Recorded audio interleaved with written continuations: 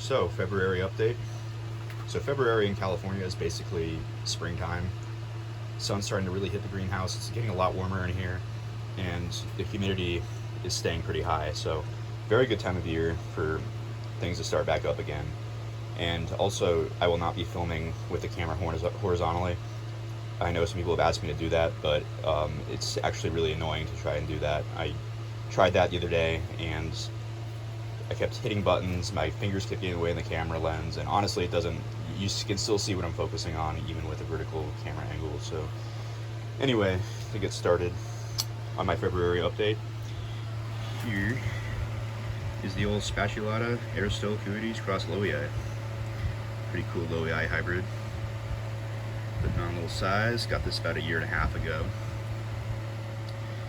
Pretty cool little plant, has traits from all the parents, are blended pretty well.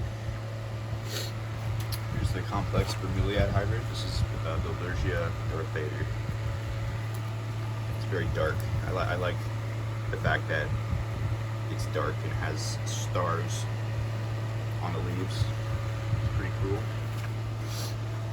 Here's my Nepenthes inermis cutting, which I know very little about. All I know is that it's Nepenthes inermis, and it's got some upper pitchers that will be open probably within the next few weeks or maybe a month.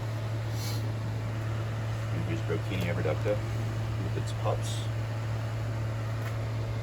I got this about 4 years ago, and it's being a little bit overshadowed by this new Elizabethrana pitcher, Burbidja. And it has been a year since this plant has put out a pitcher. I was expecting a little bit bigger of a pitcher for a 13-inch plant, but I'm not going to complain. This is more morphologically mature than the last one I put out about a year ago. So it's a very beautiful, really good coloration and stripage, which you expect from this hybrid, but you know, it's very rewarding nonetheless. There's Heliumphora heterodoxa by Minor, which suffered an accident last year where it got capsized and got dropped on its head. And you can still, honestly, it still doesn't look like it's back to full health, but it is getting better. The new growth, like right here looks good. So hopefully, in the next year, it's back to where it was. Here's Heliumphora heterodoxa ionacei, and this puts out pretty big pitchers. And it makes a pitcher jump just about every time. So looking forward to seeing the size of the next trap that's forming right now. Here's my new Nepenthes peltata. This is the 4025. I'm hoping to have better luck with this than the 3.4 or 6.4. But it's acclimating, getting used to the greenhouse conditions, and I will do an update when it puts out a pitcher. There's Nepenthes trincata, highland reddish leaves, and this kind of popped a pitcher prematurely. It's still forming and getting bigger and gaining color, but for some reason the lid's open. But really interesting plant. If you do a Google search, you can find a really cool article written by Exotica Plants on this form of trincata, talking about its genetics and how it could be a cross between nebularum and trincata, so possibly a natural hybrid. But either way, really good form of trincata.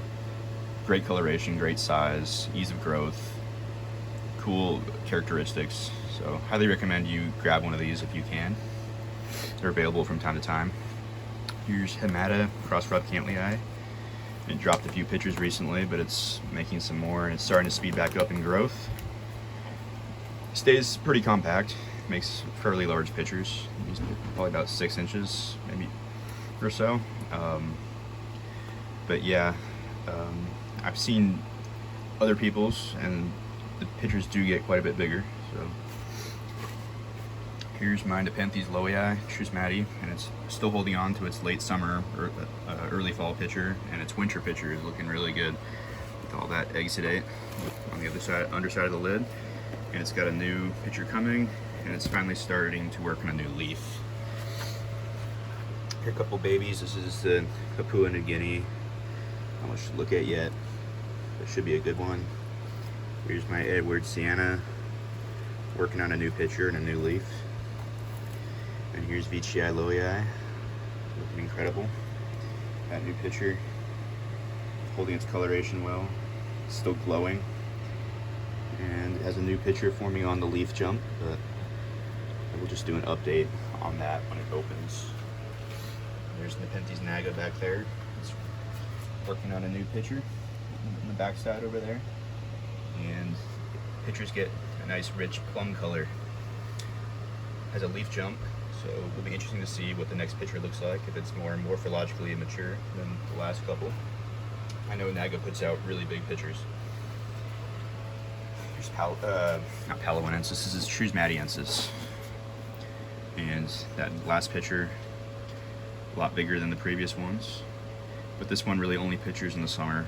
And even though this opened in December, it was still a summer leaf and tendril. So it's kind of halted the growth of the last tendril for now. And I think it'll probably work on it again in the summer or late spring. But looking like a pretty good sized leaf is gonna come. So pretty excited about that. Here's the Carnavero Vicia, finally put out a new leaf. That took a really long time. And then right beside that is my Borneo Exotics Vicia, which is killing off a lot of its old pictures from the previous year. That's cool, because I know it's gonna put some good energy into new ones. And here is Raja Loei Vicia, and like Alyssa Petrana, like another Raja hybrid, this is pretty reluctant to picture, but it grows well, just like my Alyssa Petrana. I'm not really sure what the key is to getting these to picture, but consistently at least.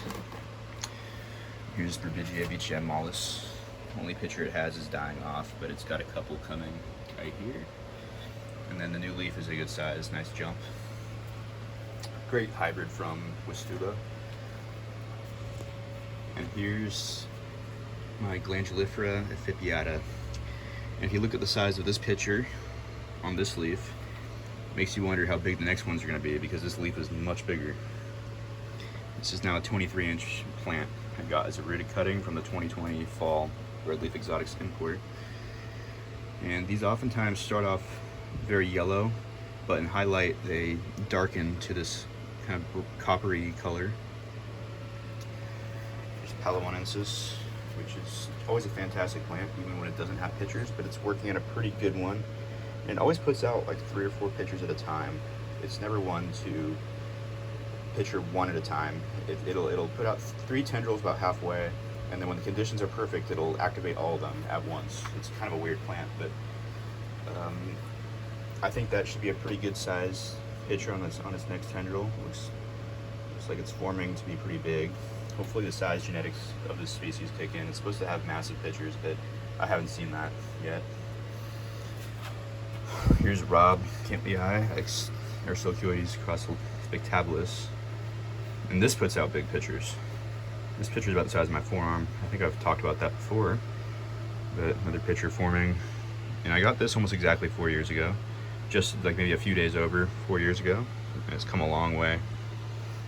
So, pretty cool hybrid. Here's Burbidja Beacham. This picture's not looking too bad. It does wash out, but like I've said in previous videos, but it's working on a new one. It will be interesting to see if it keeps the size of the last one. There's a Basil up here. This one's a chronic, not looking, it's not pretty. I mean, the pictures are pretty, but I mean, like the plant itself always has like some pest damage or something. It's weird, but it's never really had a problem. And it's never like it's not done well. So it really depends on what your definition of not doing well is. Here's Belly Eye, mcfarlane eye. Just a little ambience provider. Just a pretty little plant that isn't spectacular, but makes everything else look nicer, and it's quite a nice plant in its own right. Very healthy looking green leaves and speckled pitchers. So pretty cool. My massive Ventricosa Ursulcoides. You're gonna have to cut this one back pretty soon. It's getting really out of control. I've always let things just kind of go, but this one's taking up too much space. Here's miracodia tuberosa, which I got in the fall, and it was a lot smaller. It definitely grew a lot, and it's now back outside now that it's warming up. This complex hybrid from Red Leaf, Not much to look at yet. And there's another ambience provider, Madiences Vicia, Bosconiana. Here's some Neurogalias back there, and some Earth Star, and Tenziflora from Camiri. And this massive Bellii Aristocuoides picture, at least in relation to the size of the plant. And it's weird because like this Bellii Aristocuoides is putting out a picture that dwarfs the one on my Alyssa Petrana. And it's like, doesn't really make sense. I mean, Alyssa Petrana is supposed to be one of the biggest pictured plants ever, and this is supposed to be one of the smaller pictured plants. But, you know, I just kind of find that Nepenthes don't always make sense. Here's Trincata, Titanic, Tyrant, just exploding back with all these basils. Gonna keep this one dry this year. I'm not gonna mist it. I know Trincata prefers it dry. It gets crown rot easily, so I'm gonna watch this one carefully for pests and not spray it or mist it. Platykyla, slow grower, but I fed it some pellets and some mealworms, so hopefully that speeds it up a little bit. Spatulata, Jacquelinie, new pitcher. Really like this hybrid, but I mean, it's got some very likable traits, like a broad flared peristome and great red coloration. Ate a lot of ants last fall, and it's definitely seeing some leaf jumps after that. Here's this orchid. It's one of the lady slipper orchids, Ian Cross Self. And Monolina lost a couple leaves recently because it was a little bit chilly over the winter, but it should be coming back pretty strong. It definitely puts out more leaves when it warms up. Here's a tate falculata, Cerassanioides cross burgundy black, Parva cross Ionaceae, Acopan. Just the pests. The pests ate away at some of my Heelys last fall. It's not like the climate, it's the pests. It's where they're getting dropped. It's always something with my Heelys. Here's a Grammagloensis, pretty cool Drosera, and I don't think that's Grammagloensis. This little plant growing next to it is something else. Here's Spatulata, Diabolica. That's a pretty tubby, fat pitcher, and it's got a really toothy looking little basil. I mean, that's really toothy. That looks almost like Edward Sienna or Macrophylla or something. And it doesn't really retain that level of teeth as it gets bigger, but that's okay. It's like Spatulata crossamata, except red and tubby, so no complaints. There's Vicia loei, spectabilis. Just another ambience provider. It's a very attractive plant, but it kind of just looks like a red spectabilis, which is cool. It puts out pretty big pitchers. I think these pitchers get very large. Here's an upper pitcher of my Nepenthes singulana, and this is going to vine along the top of the greenhouse. Really cool. I hadn't seen an upper pitcher on singulana before. Mine put out some uppers. Here's what the lowers look like in contrast. It's basiling, and that's after chopping like 2 basils. So imagine if I kept those basils on the plant. The thing would be a straight bush. So, and it flowered last year. Flowered, I think, female. Here's miracodia, platytaria. For some reason it droops its leaves, but I mean, the codex looks great. I don't know why it droops its leaves a lot, but I water it pretty frequently. It seems to like that. Ramaspina. Lovely dark pitchers. Let's see if I can, I don't know, sometimes there's like damage to some of them, which is weird. I don't know, this seems to be a vine.